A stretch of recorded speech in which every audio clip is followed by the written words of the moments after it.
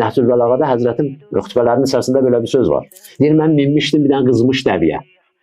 Biz xamat deyirik də. Nə minməyə qoymur, nə də belə də. Qızmış dəviyə. Elə bir vəziyyət idi.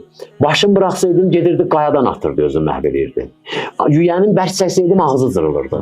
Neynəməliydim mən? Bunun nə ağzının cırılmağını qoymamalıydım, nə də gedib özünün qayadan atmağına qoymamalıydım. Ona görə təsəbbərdir.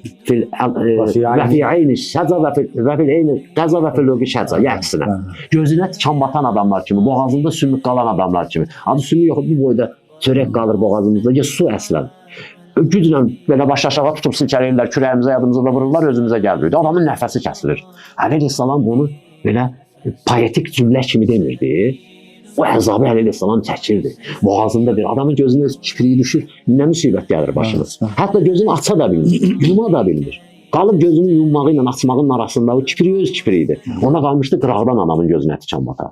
Onda qalmışdı adam məsələn tikə çörəyi yox, ya bir damcısı yox. Həqiqətən sümük qala adam boğazında. Təsəvvür 25 il adam o vəziyyətdə necə yaşar? Biz deyirik ki, Əleyhissalama bir dənə məsələn fəsahətli cümlədir, işlədib onu, işin çətinliyini göstərib. Yox, Əleyhissalam o vəziyyəti yaşayıb. Öz dərdini o cür anladı. Öz dərdini sadəcə o cümlələrlə bizə başa salıb. Oca, niyə yaşayıb o 25 il o vəziyyətdə, o ağrını çəkə-çəkə? Çünki haqqın müdafiəsi ona bağlıydı.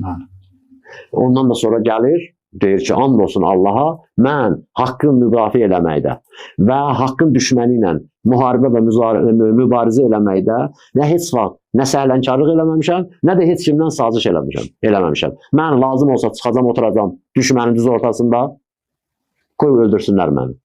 İnkanə dini Muhammedin ləm yəstəqim illa bi qətli fəyasuyufu xuzuni. İmam Hüseyin Əl-İslam demir. Əgər Cəddin Peyğəmbərin dini ancaq mənim ölməyimə bağlıdırsa, adam özünün rəsmi aparır oxların qabağına qoyur.